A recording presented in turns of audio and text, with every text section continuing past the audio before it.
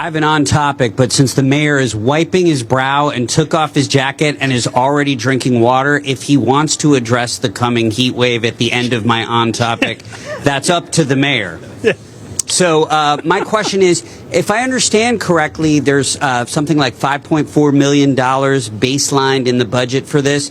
So New Yorkers hear that and they might think, wait, aren't these guys supposed to make things more efficient? Why are they spending $5 million to make things more efficient? Can you convince someone who's skeptical at home that they need a pit crew that this is money well spent? Absolutely. Let's take the example of what the first pit crew will be doing.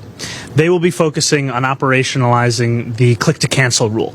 The click-to-cancel rule is estimated to save New Yorkers more than $160 million a year when in operation. So if 1/5 of $5.4 million makes that rule a reality, and then it saves $160 million. It's an immense amount of money saved. And what we're also not measuring in the conversation around dollars is time and the stress that also comes from so many of these subscriptions. I am currently subscribed to something that I don't even know my login for, but they have my credit card information, and I don't know how to cancel it. What is it? It's a publication, and I'll leave it at that. Is it a sanctioned publication? But I think that is what gives you a sense of what these pit crews can make real. And I also really want to thank the Rockefeller Institute, because that contribution of $2 million, it really helps to bring this to life, and it shows that this is the bringing together of the public and the private at once for the benefit of all people who call the city home. And as I'm acknowledging that, I also want to acknowledge our soon-to-be Congressmember Brad Lander is also here with us in the crowd. Other on-topic questions? Juliet, go ahead.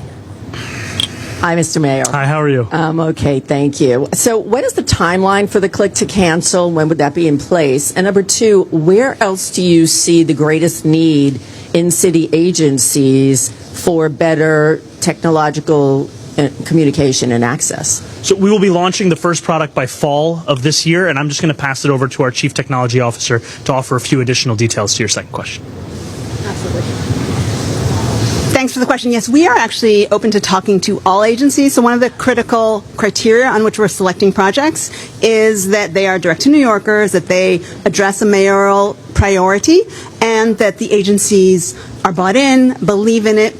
And our whole point is to prove that change can happen and to demonstrate it and to use it to build on it. In terms of actual cost savings, I also want to say that the idea that we are now being so user first with these projects in particular, we are going to build the right things for the right people at the right time. So in of itself, that is also going to reduce waste, to make sure. But so we are talking to all agencies, all comers, to make sure that, again, that people are getting their needs met and as quickly as they can. Thanks. Thank you. On-topic question? All right, cool. We'll take off topics as well. We'll actually start with Kelly Mina over here at New York One. It's Mena, but thank you. Sorry. It's okay. I wanted to ask you, Mr. Mayor, last week, members of the DSA sent out a public letter to campaigns and officials to stop working with Morris Katz. Are you still planning to work with him? Also, this Sunday is the FIFA World Cup Final. I know you're very invested. President Donald Trump is expected to be there. Do you plan to sit with him, talk with him? Those are my questions. Thanks. Okay. I will continue to work with Morris Katz. He remains a top advisor of mine. And for Sunday's final, my focus will be on the game. And I anticipate just watching for 90 or 120 or maybe even penalties as well. All right, we'll go to Miles from Bloomberg. Morning, Mr. Mayor. How's it going? You are our first rapper mayor. And as you can, I saw your ad. As you can imagine, two questions. Please. Were you there this weekend? Because Unc Mayor was there this weekend. Saw the video. And then I saw him in person. And then secondly, what do you make of what happened last night and sort of the fracas that was caused there? I was not there this weekend, though I know that it was a moment that many New Yorkers are going to hold dear for years. Nas and Jay-Z performing together, it's incredible, and I know that there's just so many more moments that we could all be listing. And last night is something that we're going to follow up on, because I know that there were many New Yorkers who were delayed after there was a breach of security by those that didn't have tickets, and then it resulted in a multiple-hour delay for many others. So that's something we'll follow up on. I mean, the first album I was ever given was a clean version of the Blueprint, which is unfortunate. I learned about the importance of freedom of expression. So, I mean, you know, H to the Izzo, Girls, Girls, Girls, those, I just remember that in the Jog-Proof Walkman, and then learning that there was actually an explicit version as well that I need to memorize the words to. We'll go to Joe Anuda from Politico, and then Matt from The Post. Hi, Mr. Mayor. How How you doing, brother? Oh, pretty good. I wanted to ask you about the paraprofessional bill that's coming up in the council this week. They've made some modifications. I believe it's the council members' legislation actually behind you. Can you give me an update? Do you support this new version of the legislation? And if not, can you give us a sense of anything you're doing to kind of express that to the council members? Yeah, I think that paraprofessionals are a critically important part of our workforce, and I appreciate the councilwoman's leadership on highlighting that. I do also believe that the conversations around compensation are ones to be had at the negotiating table, and that'll continue. Thank you. And then Making calls to council members, are you talking to the speaker to express this to people? They might vote on it. I've been pretty honest about that, but my focus has been on the matters at hand. thank you. We'll go to Matt. Hi, Mr. Mayor. Hey, how's it going? Good. So why hasn't the homeless encampment near the Intrepid been cleared, especially after this new policy that they're supposed to be after 7 days? And then secondly, there was a CBC report that showed the Empire State's share of nation's millionaires declined more than any other state from 2010 to 2022. And if that had remained the same, the state would have collected $10.7 billion more in taxes in 2022. Every other U.S. state has gained more residents from New York than it's lost to New York. So what is the city doing to attract more, and what conflicts do you see with taxes such as PAT and increasing more taxes when we're seeing flight already? You know, the first time that I met Councilwoman Carmen De La Rosa was when we were both serving in the New York State Assembly, and that was the year when we were advocating to increase taxes on the wealthiest New Yorkers by raising income taxes on those who made more than $1 million across our city and state. And we were told then that if we were to do that, that we would have fewer millionaires in the years to come. And what we found is after passing that and raising billions of dollars that helped our state to finally meet the terms of the campaign for fiscal equity, that we in fact had more millionaires than we had prior. So I think the conversation will always continue. I've been very clear about the fact that we live in the wealthiest city in the wealthiest country in the history of the world, and it's unacceptable that 1 in 4 New Yorkers are living in poverty. And I believe that the wealthiest can do a little bit more to ensure that everyone can afford to live here. And the little bit more, you know, when we're talking about the pied-à-terre tax, it's a tax on non-resident New Yorkers' secondary homes that are worth more than $5 million. I think that that's common sense. I think most New Yorkers feel the same way. And I look forward to continuing to advance a vision of our city that has room for everyone, because that's also what makes the city so incredible.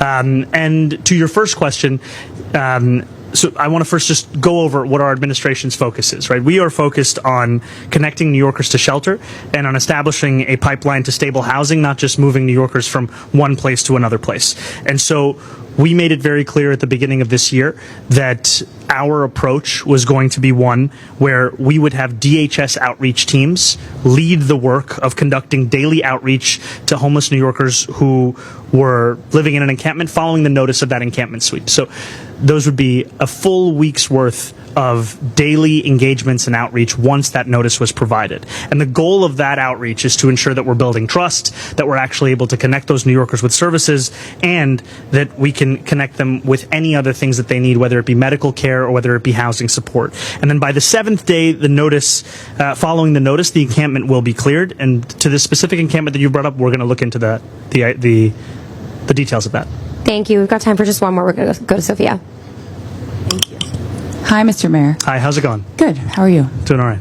So you've said that safety, street safety specifically, will not be negotiated, and you've managed to complete a lot of projects that were delayed or canceled by your predecessor. But there's one that was removed, specifically 3 blocks of protected bike lane on Bedford Avenue. Considering the potential danger on those blocks, why are you waiting on fixing that bike lane? On Bedford Avenue.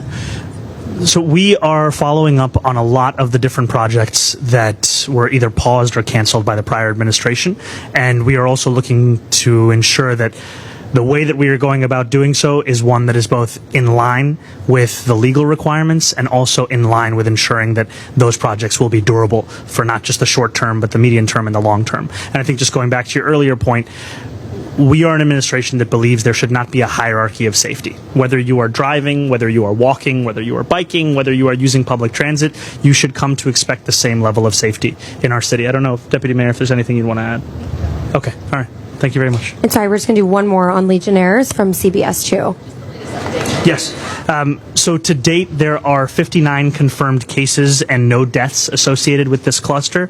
If you live, work, or have visited the area since late June and are experiencing flu-like symptoms, whether they be cough, fever, difficulty breathing, then we encourage New Yorkers to contact a healthcare provider. Now, I know that at some points when there are Legionnaires outbreaks, there are concerns about the use of water. I want to be very direct to New Yorkers that they are completely safe to drink tap water, to use it to shower, to bathe, to use their air conditioners. There is no concern from this outbreak about their ability to do so, whether they live in the area of the cluster or anywhere across New York City. And we've also just released the addresses of the buildings that had positive PCR tests, and that is the first time an administration has done so in a number of years, because we're looking to be as transparent as we can with New Yorkers about where we're seeing this outbreak. And I also do want to say a note of thank you to city workers who've been working around the clock on turning these tests around and on ensuring that New Yorkers know exactly what they need to know. Thank you, everyone. Thank you. We have to keep it really Thank quick, you so Julia. We're much. running late. There was a building on the west side that self-identified with Legionnaires, and they actually gave information to the building residents.